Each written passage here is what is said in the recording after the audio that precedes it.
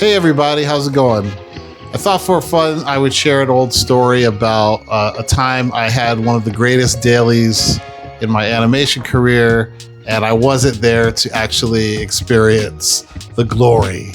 Just for you people out there who don't know, dailies is basically when you get all the animators, the supervisors, the director, project coordinators, sometimes producers, all come in and we watch footage of the film, progress of the films. I was working on the movie Scrib and we were doing the early kind of preliminary character test. Dynamite landed in my lap amongst a bunch of other animators, got to play with this character as well. One of the functionalities of Dynamite was to be able to be a vacuum. I'm a 70s, 80s kid, so when I think of the vacuum, I think of like the giant vacuum in Mr. Mom with Michael Keaton that's like chasing after the kids. So I did all these tests of Dynamite, initially just how it would enter a room or move around. So I was a big Star Wars fan, and I loved the episode 1, the drones that would kind of rotate in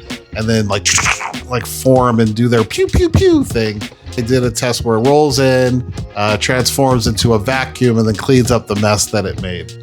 So that's what showed at this dailies that I was, unfortunately, I wasn't at because I was sick. You might have heard this phrase before, breaking the rig.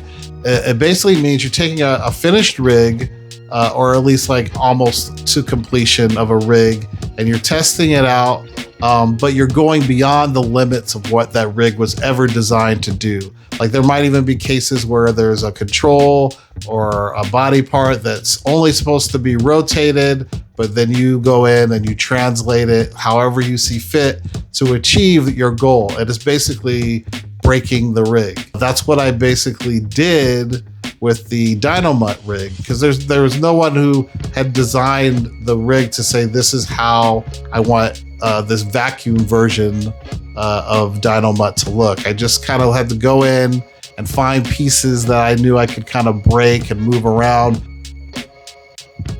So when my shot played, it like the director just went crazy for it and loved it. And the only reason that I know this, I had all my friends who were there and coworkers sending me messages and leaving me voice messages like, "Oh, Don, like we just showed your shot. The director went nuts over it. It's awesome." Like just all this praise. I mean, it was really cool, and I'm just like sick as a dog at home, but just I had like the biggest smile on my face and just wishing that I was there.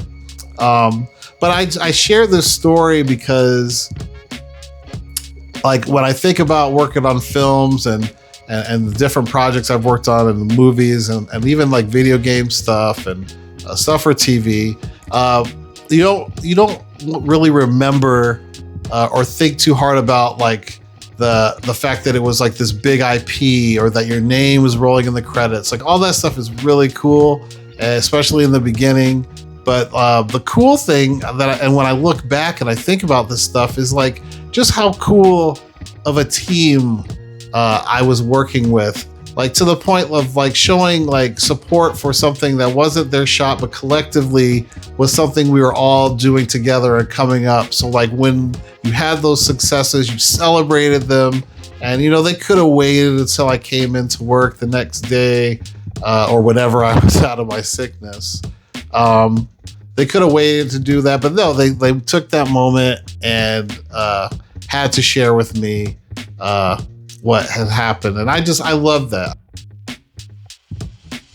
I hope that you found something cool out of this story. If you do like it, I have like a ton of other little moments and stories that I love to share about my experiences working on films and video games. And thanks for your time.